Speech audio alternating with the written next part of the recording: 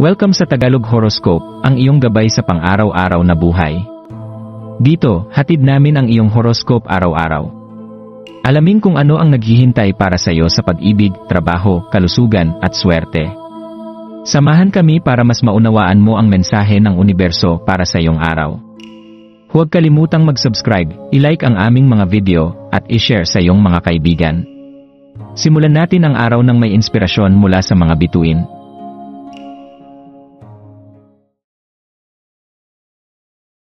Narito ang iyong pang-araw-araw na horoscope para sa Scorpio ngayong January 13, 2025. Sa araw na ito, Lunes, January 13, habang ang Wolf Moon ay sumasakop sa kalangitan, mararamdaman mong mayroong pagtaas sa iyong kakaibang kasiningan at tibay.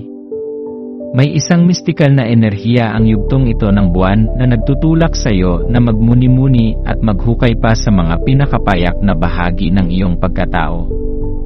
Habang dumadaan ka sa araw na ito, maglaan ng sandali upang mag-isip kung paano ang mga abala at mga distractions ay maaaring nakakapasok sa iyong mga iniisip at aksyon, unti-unting nililihis ka mula sa iyong tunay na layunin. Pagpapalawak ng pagkamalay ang ika-negatibo 15 na araw ng buwan ay nag-aanyaya sa iyo na maglaan ng pansin sa mga mas magaan na aspeto ng buhay. Buksan ang iyong sarili sa laro at kasiyahan.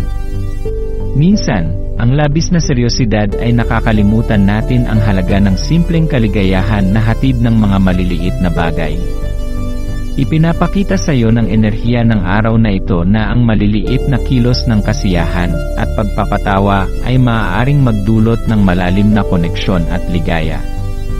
Makipag-usat sa mga kaibigan at yakapin ang kasiyahan na dulot ng mga simpleng gawain na makapagpapasaya sa lahat.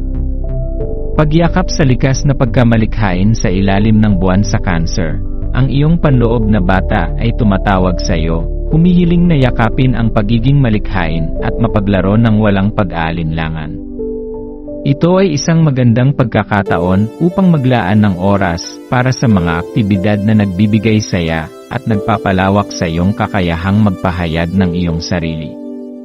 Ang enerhiyang ito ay nagbibigay ng lakas at inspirasyon upang sumubok ng mga bagong ideya o magbigay ng bagong pananaw sa mga matagal ng ginagawa. Sa iyong pakiramdam ng kalayaan, maaari mong madama ang mas malalim na ugnayan sa mga tao sa iyong paligid, habang hinahayaan mong magningning ang iyong espiritu ng pagkamalikhain.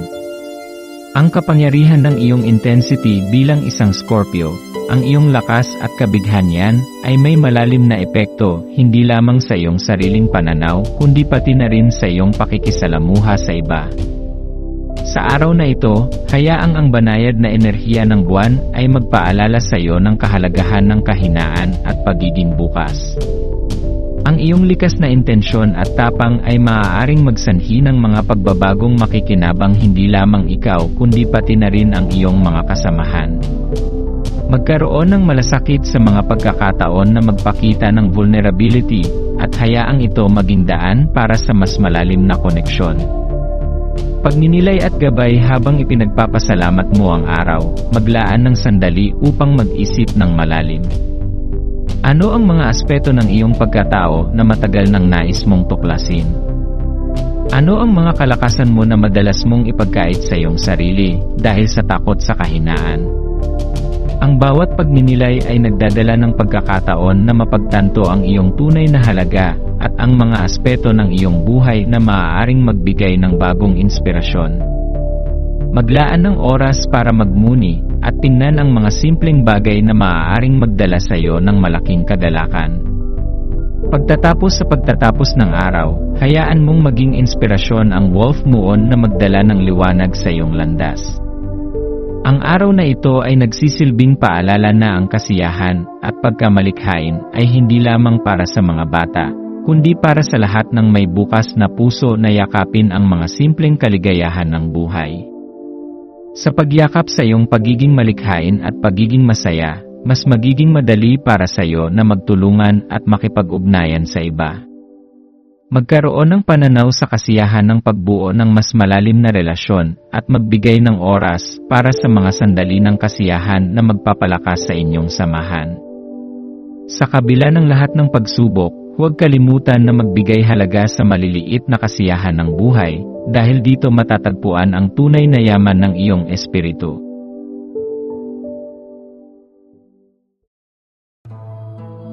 Maraming salamat sa panonood ng iyong horoscope ngayon araw. Naway gabayan ka ng mga bituin sa iyong landas. Huwag kalimutang mag-like, share, at subscribe para sa iba pang cosmic na kaalaman. Hanggang sa muli, manatiling konektado sa universo,